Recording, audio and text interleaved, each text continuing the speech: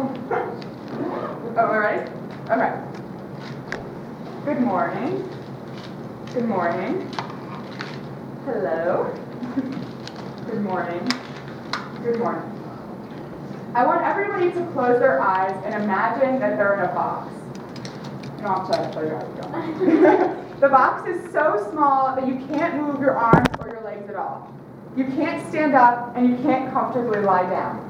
The only thing you really can do is crawl up into a fetal position or rest on your hands and knees. Every day somebody walks by and just plops a plate of food in front of you, and your sole purpose in life is to get as fat as possible, to procreate, and then someone kills you.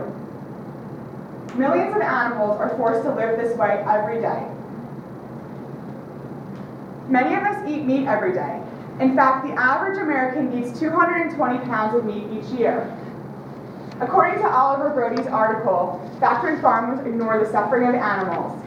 If one person converted from a meat-eating diet to a vegetarian diet, they would save 1.5 tons of carbon dioxide emissions from being released into the atmosphere. That's the weight of an average car. If the entire class here did it, plus a couple more people that aren't here, this entire class would save 30 tons of carbon dioxide emissions from being released into the atmosphere. That's the weight of 8 elephants. When I was 16, I decided to become a vegetarian, and I was a vegetarian for a year and a half after that. And recently, I've been thinking about becoming one again. And this research that I've done for this project has influenced me even more. So today, I would like to persuade the class to become vegetarians because of health issues, animal cruelty issues, because of the effect factory farmers have on the environment and the human population as a whole, and finally, discuss some solutions to the problems. I would first like to start by talking about some of the health concerns that deal with eating meat. By limiting our meat consumption, we can help to fight off many diseases. In 2009, the American Dietetic Association formally supported a well-planned vegetarian diet as a way to fight very common diseases or ailments like diabetes, heart disease, and high blood pressure. In addition, the World Cancer Research Fund in 1997 claimed that by eating a primarily plant-based diet, we can reduce our susceptibility to cancer. I know this study is a little bit old, 1997. However, these statistics and these types of research studies are still widely supported today. According to Deborah Miller in her journal, Plant-Based Diets Have Many Health Benefits, she discusses how fruits and vegetables like broccoli, Brussels sprouts, and blueberries can help have cancer protective agents in them. Quoted from her journal, these beneficial compounds alter metabolic pathways and hormonal actions associated with the development of cancer.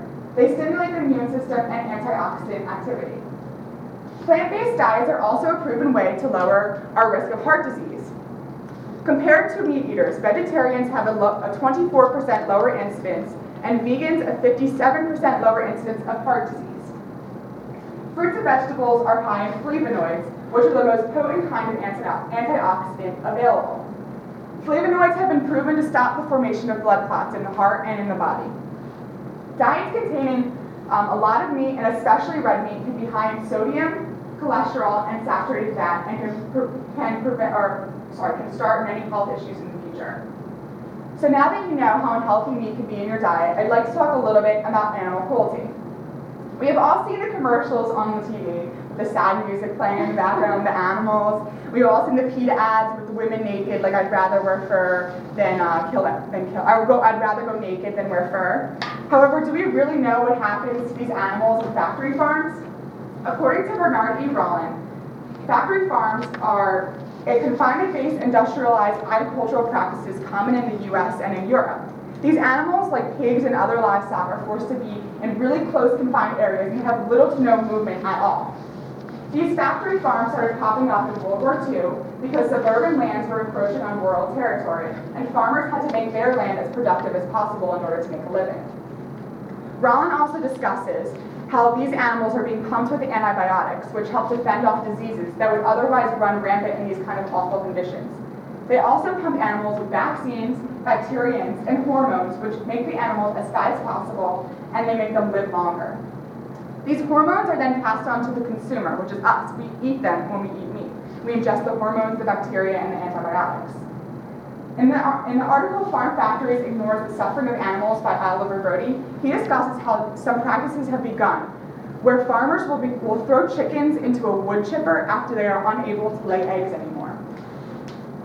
So now that you know a little bit about animal cruelty and how these animals are being treated on the factory farms, I'd like to talk a little bit about how factory farms affect the human population as a whole and the environment. In 2008, 280 million tons of meat, 700 million tons of milk, and 1.2 billion eggs were consumed by the world population, according to the UN Food and Agriculture Association. If the entire world were to switch to be vegans, we would save 3.4 million square miles of land. That's roughly the size of India. Livestock are also a major contributor to greenhouse gas emissions. They emit 18% of the total greenhouse gases into the environment over total of all in the world. That, if you consider the amount of cars on the road, the amount of airplanes that fly each day, the amount of waste that we give off, that's an enormous number. 18% is huge when you consider that. Also, half of all the antibiotics that are manufactured in this country are given to livestock. That's created many health issues for us and for them. And I'm sure you all have heard of superbugs. They're antibiotic-resistant strains of bacteria, meaning that they don't respond to antibiotics and they're so powerful that many people have actually died because of them. And a lot of scientists and doctors are attributing this as a portion of the cause to Americans eating so much meat that we're ingesting so many antibiotics. So now that you know a little bit about how eating meat can affect the environment and the human population as a whole, I'd like to talk a little bit about the solutions to the problem. The only real 100% solution is to stop eating meat altogether. However, I know that a lot of people find this really difficult to do, and a lot of people eat meat every day.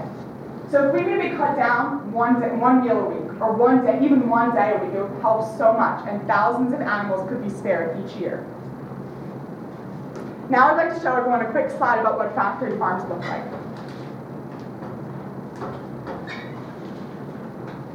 Slide, please. Oh, it's not up. No, it's not up. Projector. Turn it on.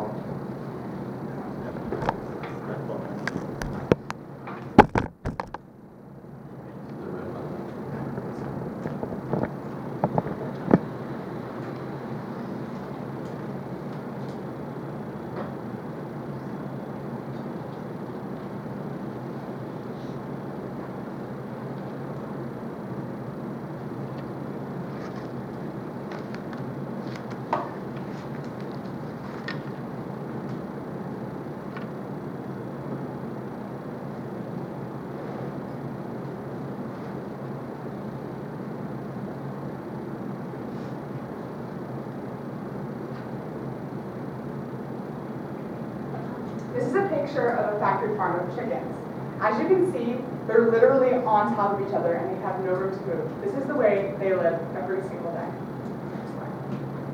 The next slide is pigs. They're trapped in these cages and they're all confined literally on top of each other. The only time that pigs really have a chance to move is if the mother gets pregnant and then she really has maybe like another foot of space so that she can feed her babies.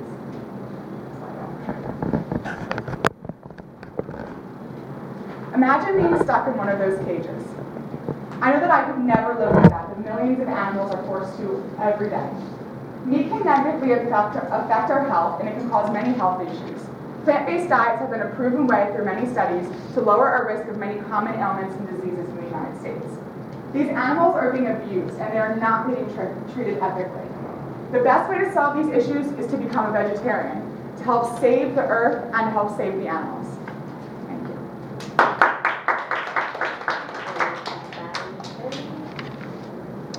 All right, this is what we have.